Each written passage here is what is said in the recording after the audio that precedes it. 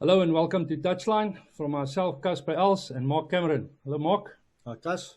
Nice being in studio. I'm also chatting with a very astute coach that's from the Sharks tonight. So looking forward to tonight's episode. Yes, tonight we welcome Mr. Sean Everitt, head coach of the Sharks. Hello, Sean. Hi, Casper. How's it, Mark?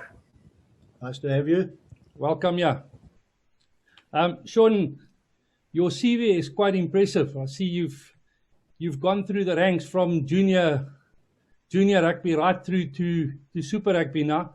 I think the only one you're missing here now is the green and gold on your CV. Very impressive. No, thank you, Casper. My CV is happened through circumstance. It wasn't a career path that I had planned for myself. But just due to staying in the game, I think it's panned out by accident more than anything else, and obviously a passion for rugby at all levels.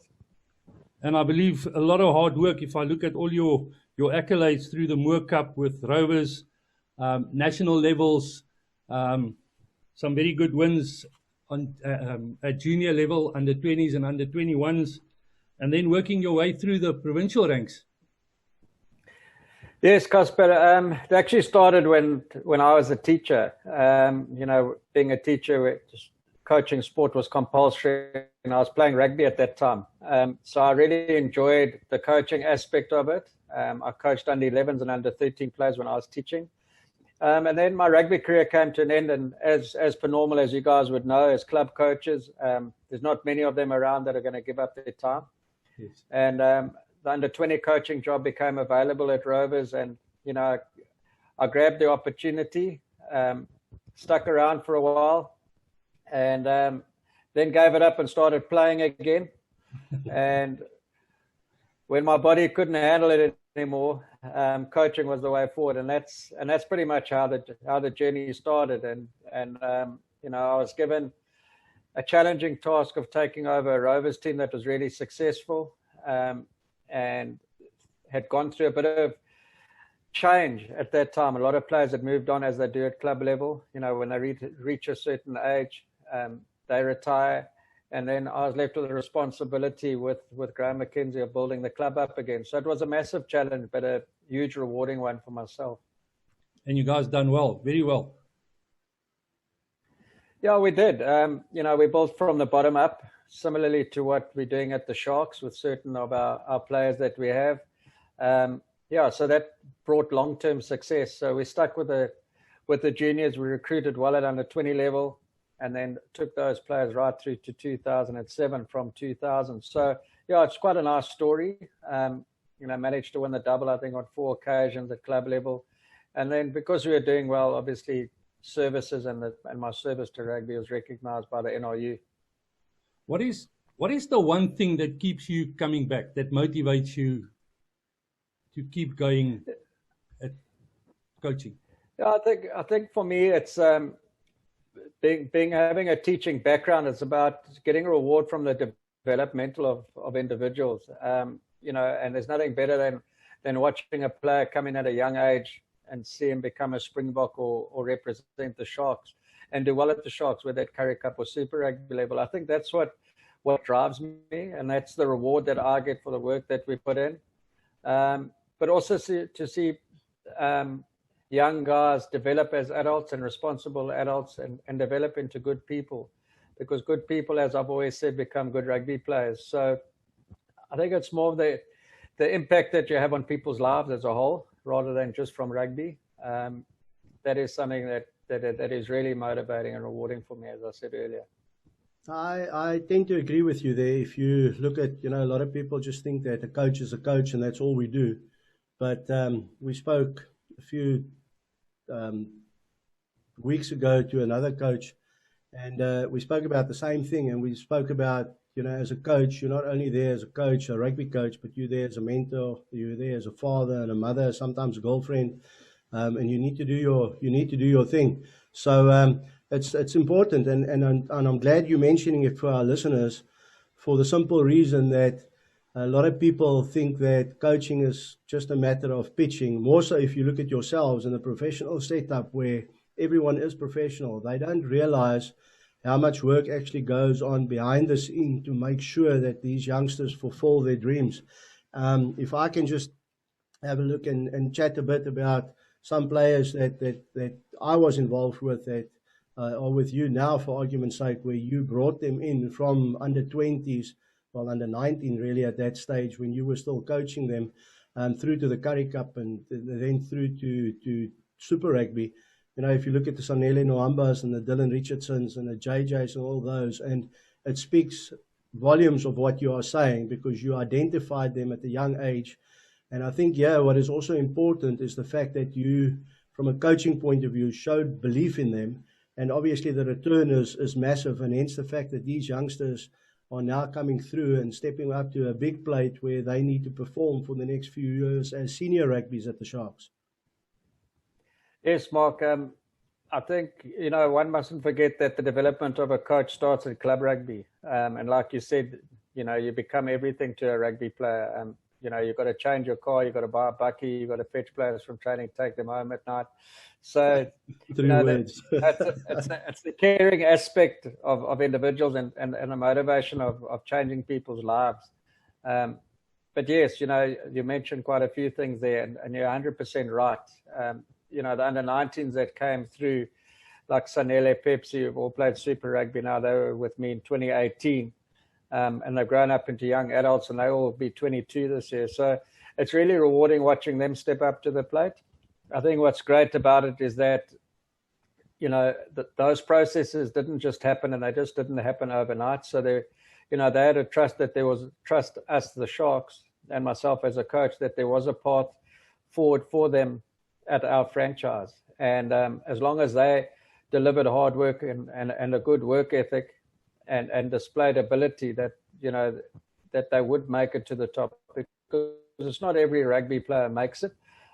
You know, there's guys that work harder than others. There's guys that are talented that fall by the wayside because rugby is not, you know, everything that the dream was meant to be. So some guys change their course, and that's fine. You know, not everyone wants to wake up in the morning and train as hard as professional rugby players do.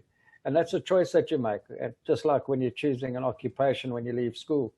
So, yes, it is very rewarding to watch those guys come through. I mean, you know, there are some guys that, you know, came through the academy that ended up playing at the Sharks. And if you saw young guys like Takir Abrams, you know, he didn't come to the Sharks on a massive contract. There was Buddha Chamberlain, who came from Paul Boys High without representing his province at Cravenweek at senior level. You know, he had a really good Currie Cup campaign in 2019. So, yeah, there's other stories rather than just the guys that shone at school. There are some guys that came through that same group the same way without not necessarily having achieved high levels at school. Sorry, guys. I just want to ask this question then. You spoke about the academy and so forth.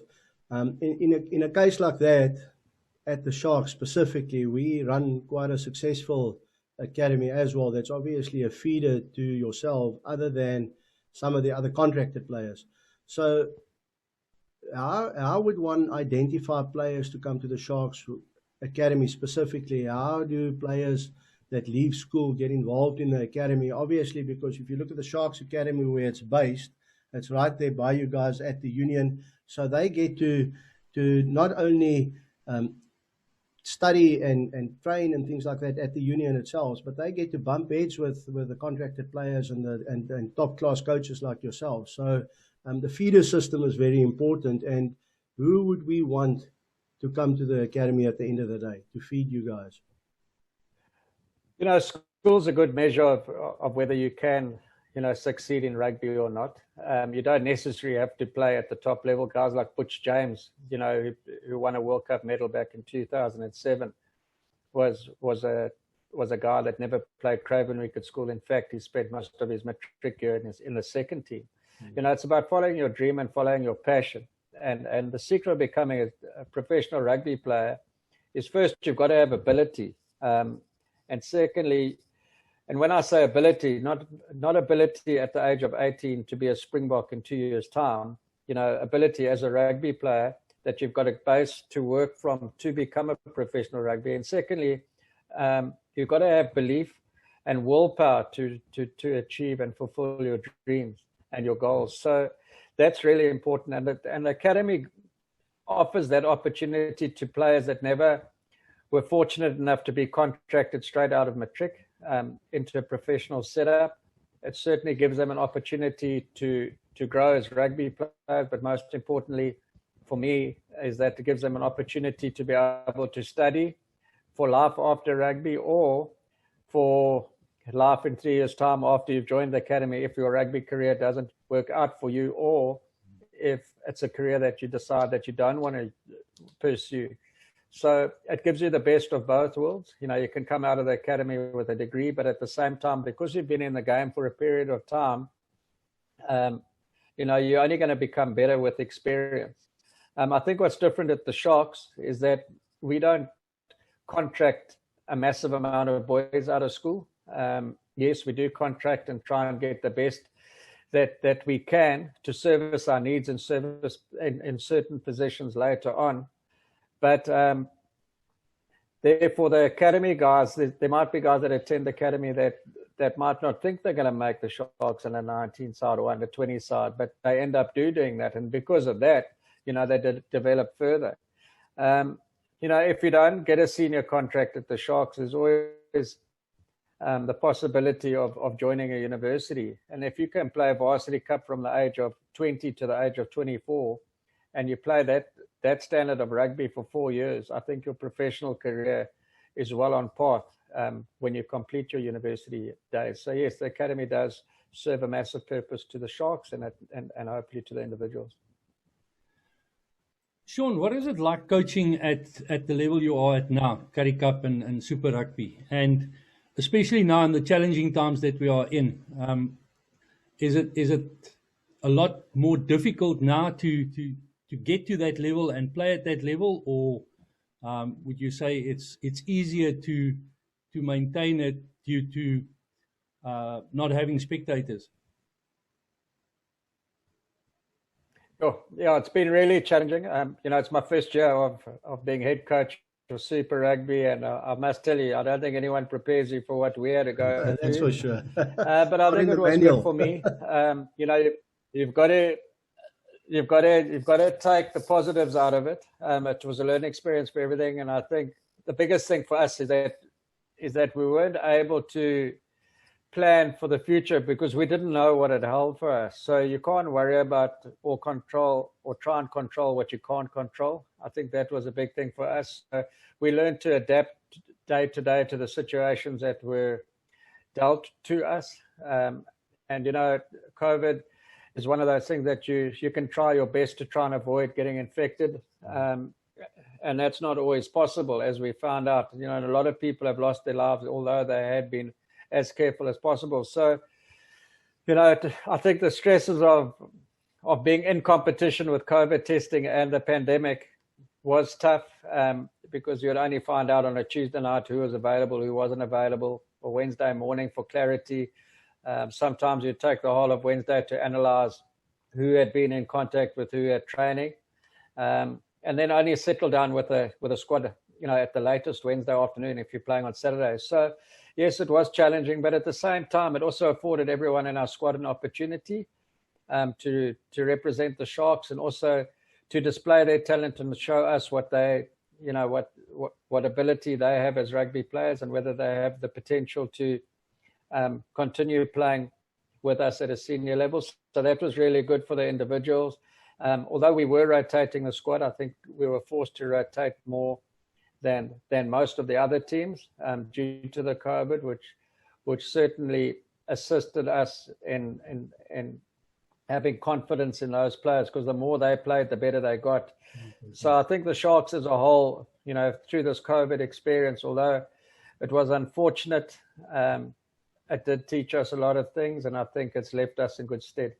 So would you then say, obviously, and I'm assuming it is, that the players, because obviously you had to put in extra disciplinary things, and people had to make sure they follow the protocols and so forth. But you think it gelled you a little bit more as a team where it wouldn't have done so, let's say, 2 years ago? Yeah, very much so, Mark. In a way, it was probably a little bit detrimental to us. The guys are really good friends with one another, which means that they spend a lot of time with each other. And with that becomes a risk, because if one guy gets it and you've had lunch with 5 of them, you lose 6 players. So that happened at times. Yeah, I think what we try to do with the players is try to get them understand the severity of the pandemic, and try and get them to continue, although the lockdown restrictions had been eased. We try to keep the guys mindful of being in lockdown 5, where we didn't want them to go out, socialize, go into public places. Obviously, you still have to do your day-to-day shopping and emergency doing. So, yeah, it's not always possible, but the players certainly realized, when the second wave hit, that this is serious. At some stage, we had 13 or 14 guys out.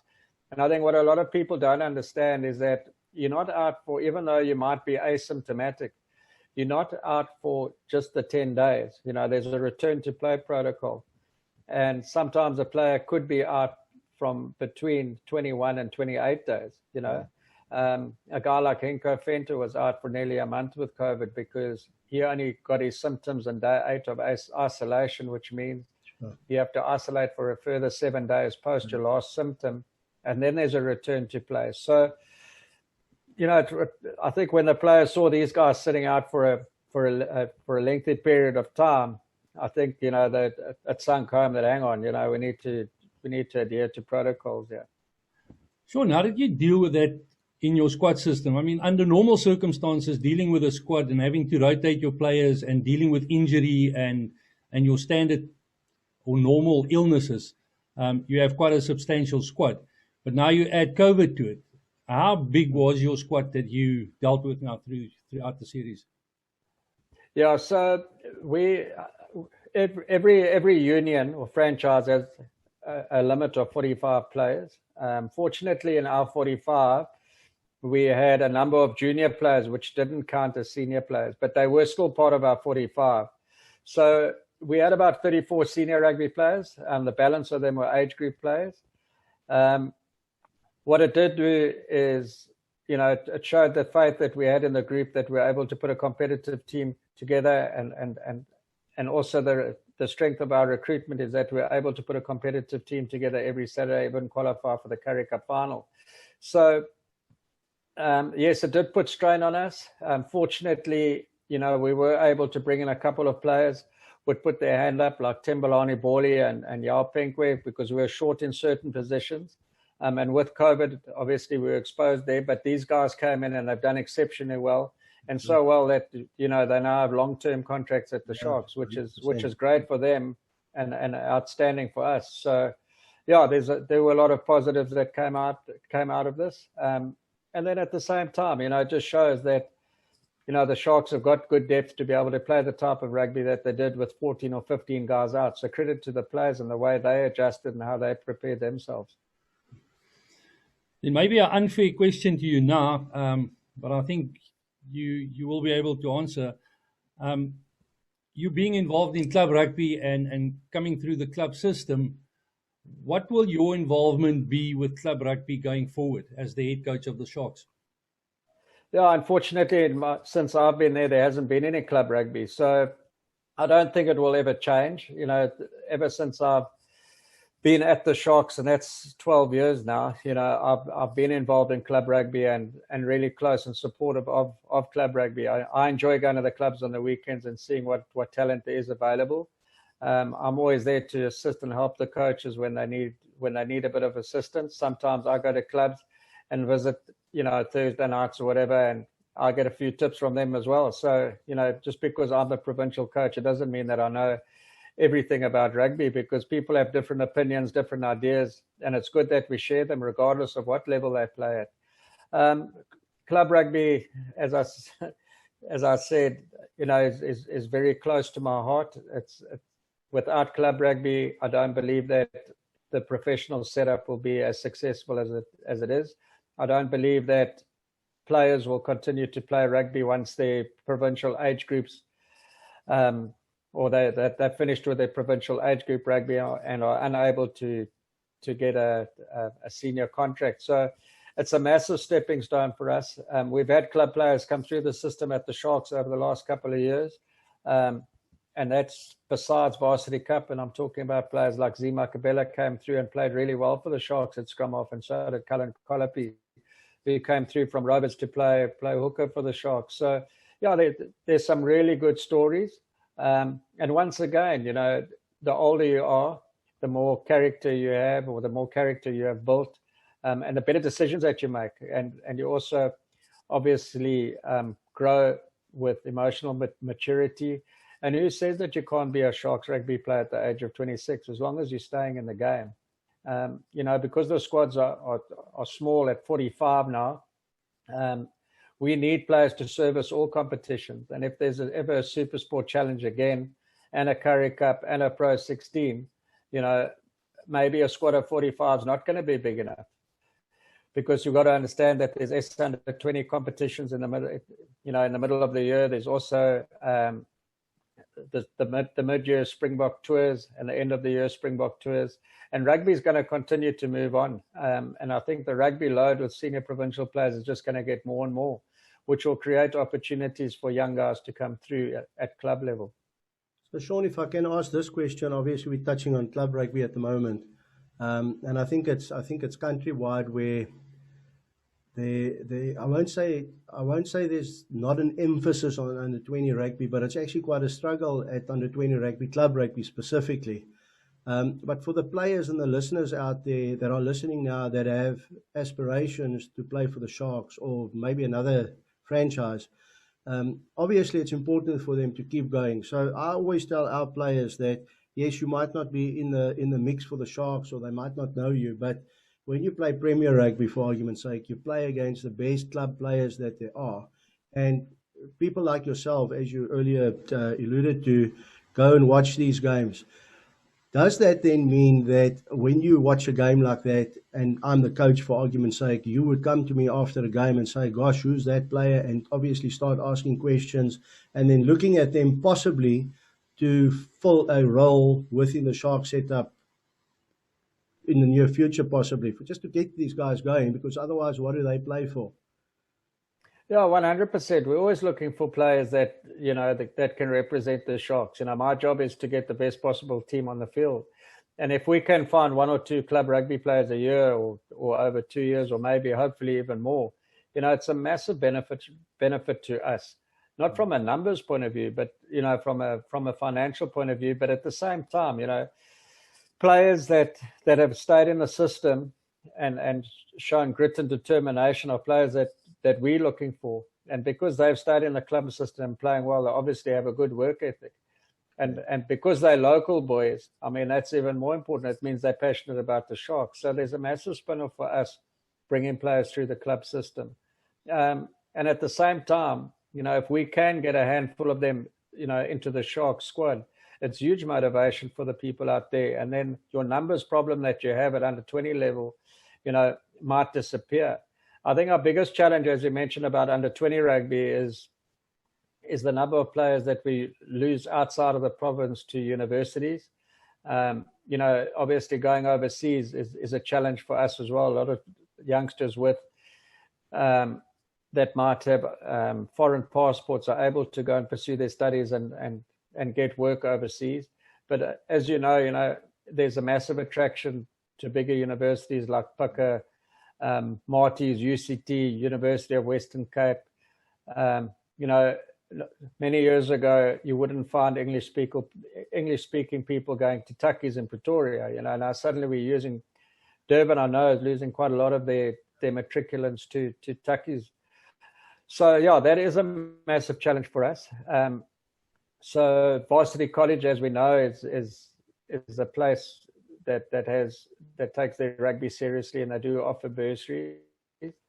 But it doesn't afford the young kid who wants a university student life. It doesn't afford them those opportunities. Stellenbosch and UCT are massive attractions because of the social life that they have, and students have every right. When I was a student, it was the 4 best years of my life. So, there's nothing wrong with that. But obviously we would like to keep those players here, but it is going to be a challenge for us going forward. UKZN is a good university. Donald Ngwenya is director of rugby there, and you guys had him on your show earlier. He's doing a good job there, and he's obtained bursaries for a lot of the children that are, or pupils, matriculant pupils that are going to university, and I think he's doing a good job, and that's definitely the way forward for us. But I think the last 15 months without rugby at club and university level has hurt us a little bit, and we need to recover from that. That's a fact.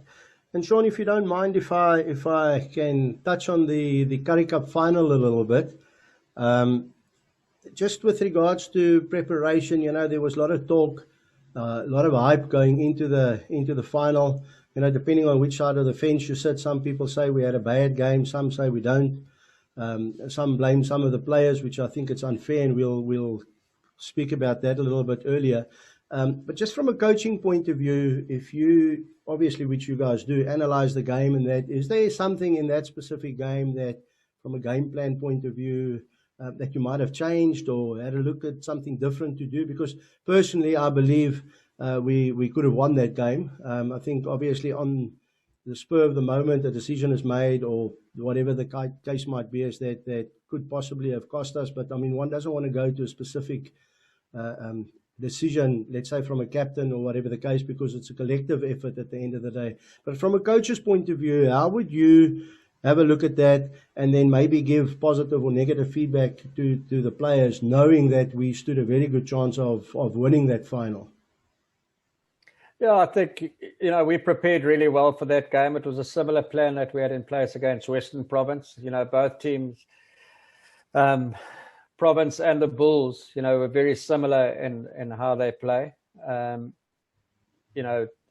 The Bulls have got a really good maul, and so did Western Province, and we were able to keep Province out for 13 of those mauls. And I thought we did really well to stick to our plan. And against the Bulls as well, we had a good plan. It wasn't the plan that cost us the game at all. Our plan was to kick behind them. People said we kicked a hell of a lot in that game. We didn't kick as many times as they did, funny enough.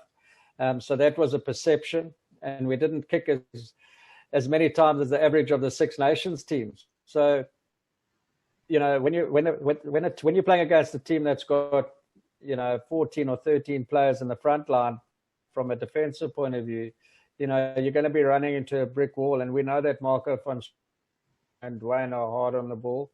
So we felt that our strength was in our kicking game, because it does work for us, and we get a lot of good return from our contestable kicks.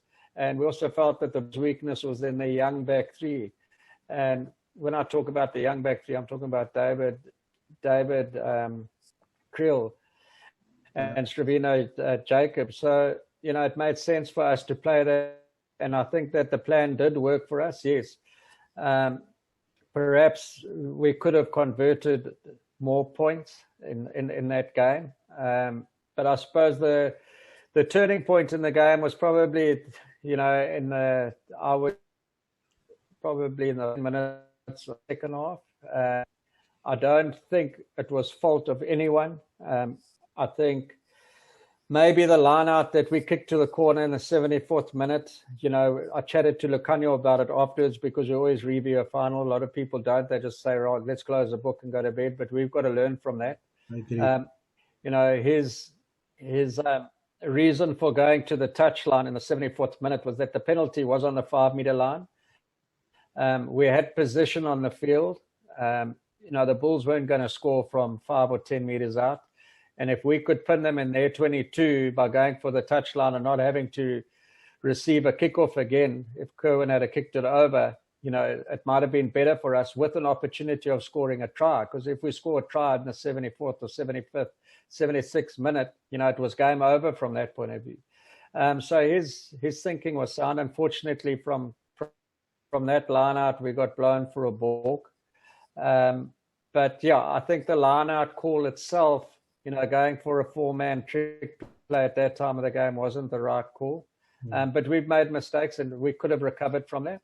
We had opportunities later on in the game, between the 77th minute and the 80th minute, to be able to put that game to bed. And yeah, we just failed in small aspects of the going back to the, I think the break after 20 minutes, be in the wrong areas of the field, and we conceded those 2 long-range penalties for Mornay to kick over. So that's exactly what we didn't want to do. So when we talk about the plan, those areas for specific actually helped us to go back into the changing room, regroup, emphasize the plan once again. And when we came out, we actually came, the stronger team. Yes, I thought the guys did exceptionally well in extra time to keep the game scoreless. But, I don't think many people know this, but if the Bulls never scored the winning try at the end, they would have won the final anyway because they were on top of the log. Yes. So, a draw was never going to be good enough for us. So at the score, and this goes back to what I was talking about, the line-out kicking to touch or going to poles, that, if at the score 22-19, if they had have got a penalty like they did in the death, 22-all wasn't enough for us, even going forward. So it was a win for us that would get us home. And so I just wonder, while we at that, and I agree, I'm not a coach obviously at your level, but I also thought that the decision that Lucanio made in the 74th or so minute to go to the corner might have been a wrong decision.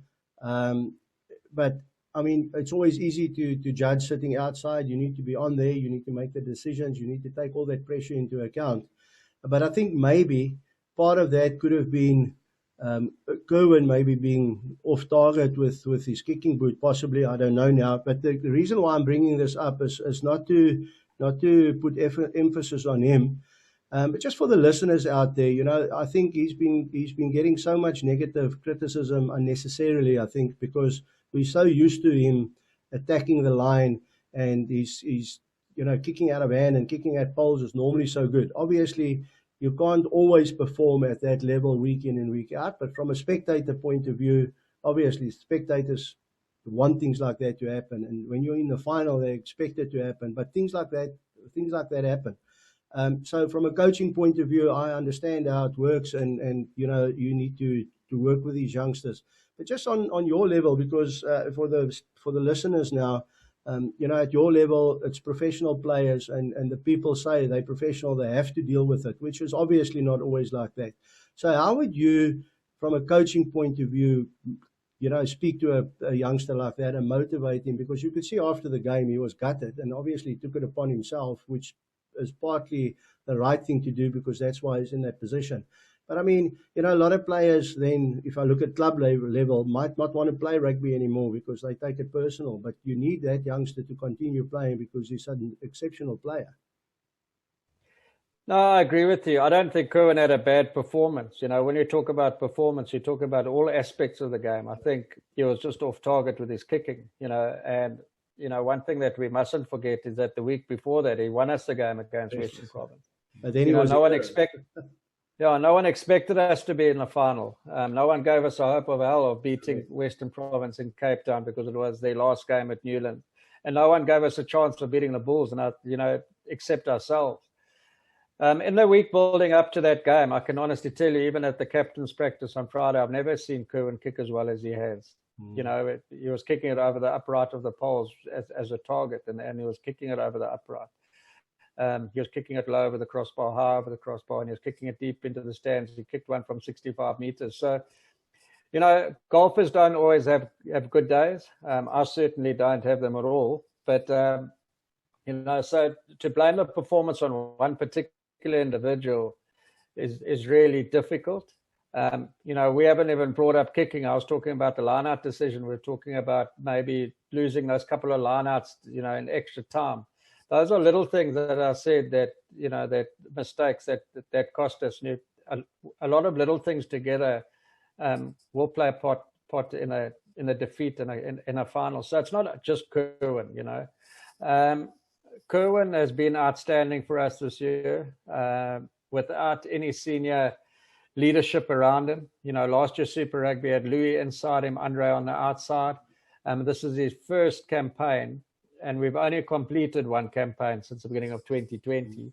but it was his first campaign, leading the attack, leading the plan on the field. So I thought he had done exceptionally well, and one mustn't forget that he won us the game against Griquas in Kimberley in the 83rd minute with a 45-meter kick. So the fact that people say that he has BMT is not true. If he didn't have BMT, he wouldn't be playing in a Currie Cup final. I can tell you that. Well, part of that he would. So no, 100%. So we all know that what he's capable of. The fact that he missed kicks doesn't bother me at all, because you're never going to kick all of them in a game. If you go to the Currie Cup final alone, Morné Steyn missed a sitter. Morné Steyn missed a sitter to draw the game here at Kings Park, and he's a guy that's 36 years old, played over 50 tests for South Africa. So at the end of the day, Cohen's got to learn that, this experience is going to happen again in his career. He's only just turned 23. He's not going to kick 90% in every game that he plays going forward. We obviously hope that he does, but it's not going to be possible. So, it's one of those things that happen in rugby. I remember when I was just a little boy watching Naas Botha miss pretty much everything in a test match. And you can go and Google it. I can't remember which one it was. But, he didn't, and that's the best kicker in the world at the time. So it happens to everyone.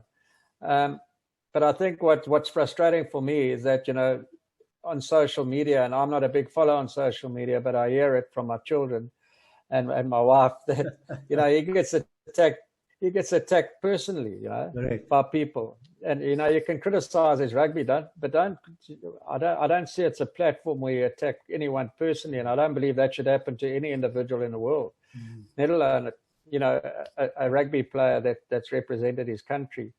So I think the criticism was unfair to him. Yes, he is going to get better as a rugby player. Obviously, you're not the perfect player at the age of 22. Pat Lambie had played quite a few tests for South Africa by that stage, and was by far means a perfect rugby player. And he wasn't the first choice in a Springbok jersey at that age either. So, Cohen's going to get better, and he knows what he's capable of, and he's just got to know that, the coaching staff and his fellow teammates back him 100%, and that's definitely the case. Thanks, Sean, for that. And just in closing, I also think that people forget that majority of his kicks are all long-range kicks. I mean, they're not close to the poles or whatever, so accuracy becomes a massive part there. They also forget, as you mentioned, that he's only 22, 23, and he's been in the system for quite a long time. So he's still a youngster. He's still a young guy whose rugby is basically only taking off now. So, and I agree with you, the personal attacks on social media, that's why I asked the question, because I think it's unfair for any sports person or anyone in the world to be attacked like that on a personal platform, So, but just in closing, I just want to say to you guys all the best for the Nations Cup and the Pro 16 and where you guys are going. I know we got rugby starting at the end of the month again, so obviously you got the support from our studio and Touchline people here, and we wish the Sharks well, and more so when we go and play in the Pro 16. I read on social media today that they are talking the Bulls and the Sharks up in the Pro 16 because of the way we've been playing, and I know some of the coaches in the franchise are specifically started doing the kicking game to play in the Northern Hemisphere. So just from my side, obviously our paths will cross again. So thanks for firstly accepting our invite to studio and chat with us. But to you and the Sharks and all the players, all the best. And regardless of whether we won the final or not, we still immensely proud of you guys, and may it keep going for a long time. Sean, thank you very much. Mark. Thank you, Casper. Mark, and just to you guys there, I know you guys are involved in a Amanzimtoti Rugby Club, and sometimes it seems like a really thankless task, but without you guys doing the job that you are, I wouldn't be where I am, and none of the players would either. So thank you for your contribution to the game.